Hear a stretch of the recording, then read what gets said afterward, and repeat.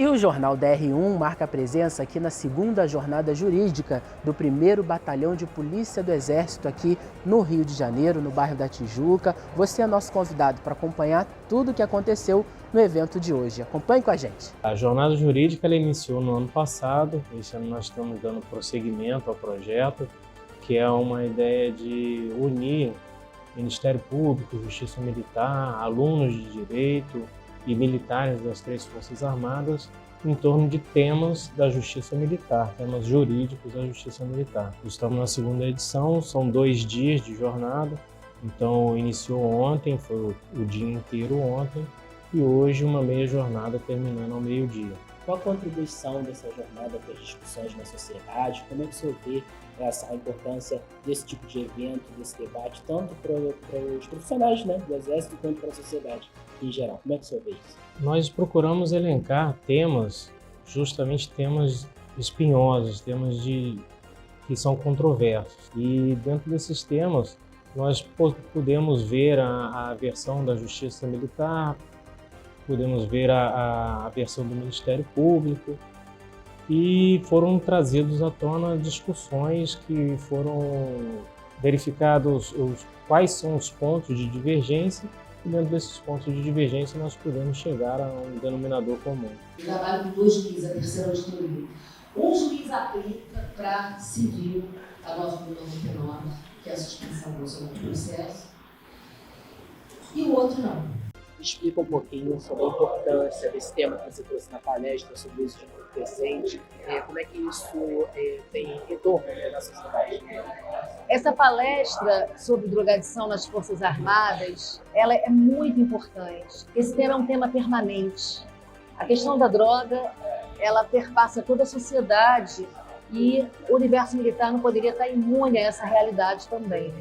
Então é importante a gente chegar aqui e proferir para a tropa a presença nefasta de drogas no aquartelamento, a captura dos soldados pelo uso de drogas e as circunstâncias especializantes, né, do universo militar, que envolve hierarquia, disciplina, uso de armamento.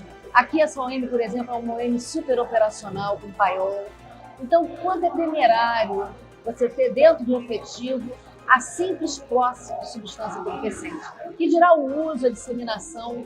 Então, eu acho que é muito relevante a gente ter sempre essa sinergia, esse contato permanente com a tropa, né, de profilaxia administrativa, ministrando palestra, conversando, trocando experiências concretas de condenação, do quanto isso é ruim para a vida do soldado, que perde a chance de seguir uma carreira, de seguir uma vida no futuro. Você falou sobre acordo de não perseguição penal. Queria que você explicasse um pouco sobre a importância desse tema para a sociedade, como é que você vê esse assunto na atualidade.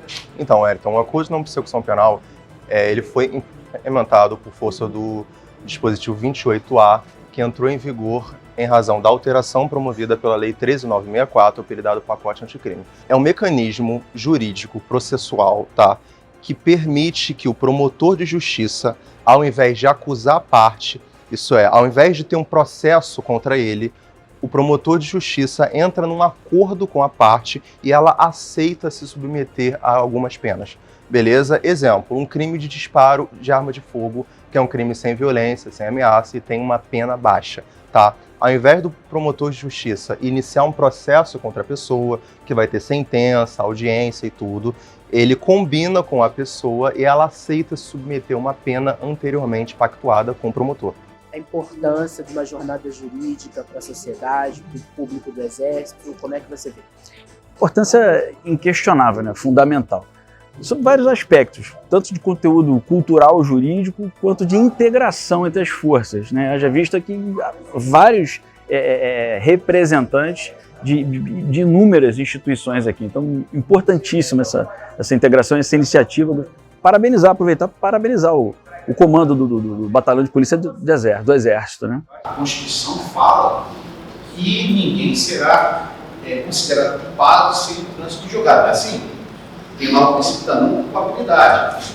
Mas se o oficial tiver indiciado no inquérito, acabou a vida do cara. explica um pouquinho sobre o que o senhor trouxe aqui de conhecimento na palestra e a conexão disso para o público militar, para a sociedade também. Hoje eu falei sobre o inquérito policial militar, né, sobre a observância dos requisitos para investigação, principalmente porque são os fatos que conduzem à investigação e chegar à autoria, e não ao contrário. A gente não pode eleger alguém e tentar provar que é alguém. A investigação é o contrário.